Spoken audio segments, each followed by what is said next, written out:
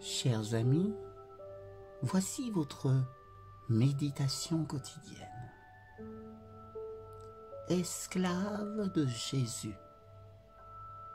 J'ai été crucifié avec Christ, et si je vis, ce n'est plus moi qui vis, c'est Christ qui vit en moi. Galates chapitre 2, verset 20.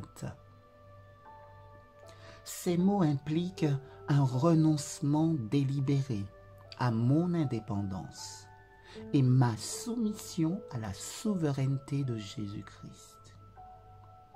Personne ne peut le faire pour moi, si ce n'est moi-même.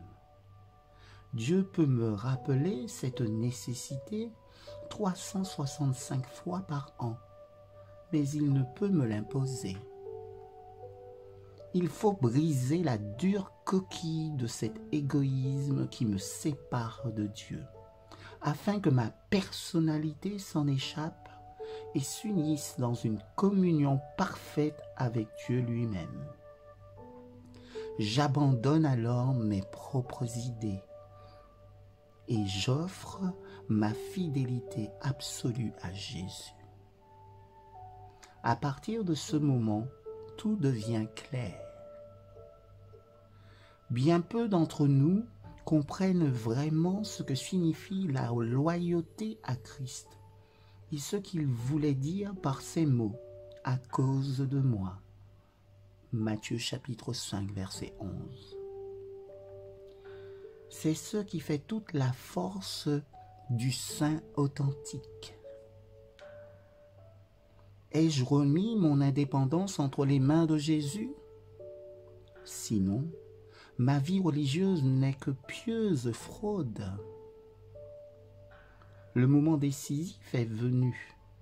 Vais-je accepter de m'abandonner, d'être soumis sans réserve à Jésus-Christ, de le suivre de manière inconditionnelle? Pour y parvenir, je dois même renoncer à ma perception de ma propre personne.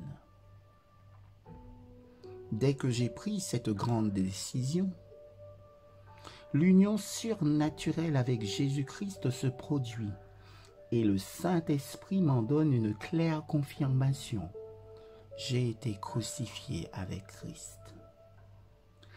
La passion du christianisme ne peut venir qu'à ce prix. Renoncer à tous mes droits et devenir l'esclave de Jésus-Christ.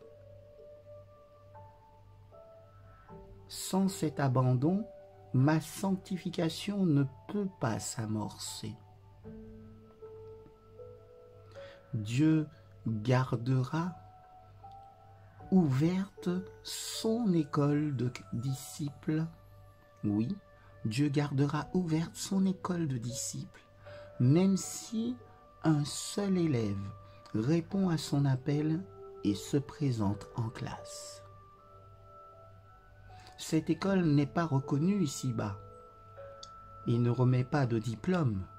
Elle n'a qu'une seule raison d'être, permettre à Dieu de vivre en chacun de nous. Amen. Alors, que déciderons-nous? Laisserons-nous Dieu nous utiliser à son gré? Ou préférons-nous nous accrocher à nos propres idées sur ce que sera notre vie? Puisse l'Éternel bénir sa parole et qu'elle puisse accueillir dans nos cœurs respectifs. Amen.